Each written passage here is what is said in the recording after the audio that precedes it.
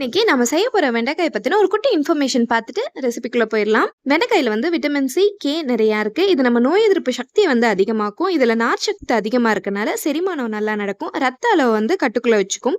இதய ஆரோக்கியத்துக்கும் இது ரொம்ப நல்லது. இவ்வளோ பெனிஃபிட்ஸ் இருக்கு நம்ம வெண்டைக்காயை வச்சு. இன்னைக்கு நம்ம ஒரு வெண்டைக்காய் தொக்கு தான் செய்ய போறோம். வாங்க எப்படி செய்யுதுன்னு பார்க்கலாம்.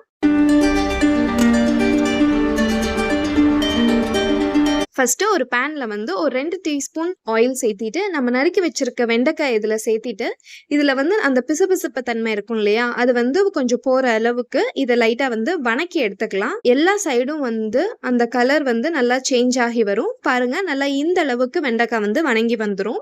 இந்த அளவுக்கு வணங்குனதுக்கப்புறம் இத வந்து ஒரு பிளேட்டுக்கு ஷிஃப்ட் பண்ணிரலாம். இப்போ ஒரு பேன்ல ஆயில் சேர்த்திட்டு, ஆயில் நல்லா சூடானதும் கடுகு ஒரு 1/4 டீஸ்பூன் சேர்த்து நல்லா பொரிஞ்சதும், ஒரு 3 பூண்டு வந்து சின்ன சின்னதா நறுக்கி வச்சிருக்கேன். அதையும் இது கூட சேர்த்துட்டு நல்லா ஃப்ரை பண்ணிக்கலாம். பூண்டோட கலர் வந்து கொஞ்சம் லைட்டா மாறி வந்ததுக்கப்புறம் வெட்டி வச்சிருக்க ஒரு பெரிய வெங்காயத்தை இது கூட சேர்த்துட்டு அதையும் வந்து நல்லா மிக்ஸ் பண்ணி விட்டுக்கலாம். இது கூட காரத்திற்கேற்ப ஒரு 2 பச்சை மிளகாய் வந்து நான் சேர்த்திக்கிறேன். சேர்த்துட்டு அதையும் நல்லா வந்து மிக்ஸ் பண்ணிக்கோங்க. வெங்காயத்தோட கலர் இந்த அளவுக்கு நல்லா மாறி வந்ததும் ஒரு தக்காளியை வந்து சின்னதா நறுக்கி வச்சிருக்கேன். அதையும் இது கூட சேர்த்துட்டு நல்லா மிக்ஸ் பண்ணிக்கலாம். தக்காளி வந்து சீக்கிரம் வணங்குறதுக்காக ஒரு 1/4 டீஸ்பூன் உப்பு சேர்த்துக்கிறேன். சேர்த்துட்டு நல்லா மிக்ஸ் பண்ணிக்கோங்க. வெங்காயமும் தக்காளியும் நல்லா இந்த அளவுக்கு வணங்கி வந்ததுக்கப்புறம் நம்ம ஆல்ரெடி வதக்கி வச்சிருக்கோம் இல்லையா? அந்த வெண்டைக்காயை வந்து இது கூட சேர்த்திக்கலாம்.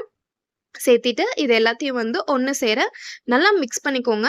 ஸோ இப்போ இது கூட மசாலா சேர்த்திடலாம். ஒரு 1/4 டீஸ்பூன் மஞ்சள் தூள், ஒரு 1 டீஸ்பூன் கொத்தமல்லி தூள், ஒரு டீஸ்பூன் கறி மசால், 1 டீஸ்பூன் மிளகாய் தூள் காரத்திற்கேற்ப சேர்த்துக்கோங்க. சேர்த்திட்டு இப்போ இது எல்லாத்தையும் வந்து ஒன்று சேர நல்லா மிக்ஸ் பண்ணிக்கலாம். நம்ம சேர்த்துன மசாலாஸ் எல்லாமே நல்லா மிக்ஸ் ஆகி வெண்டைக்காயில வந்து ஃபுல்லாக கோட் ஆகி வரணும்.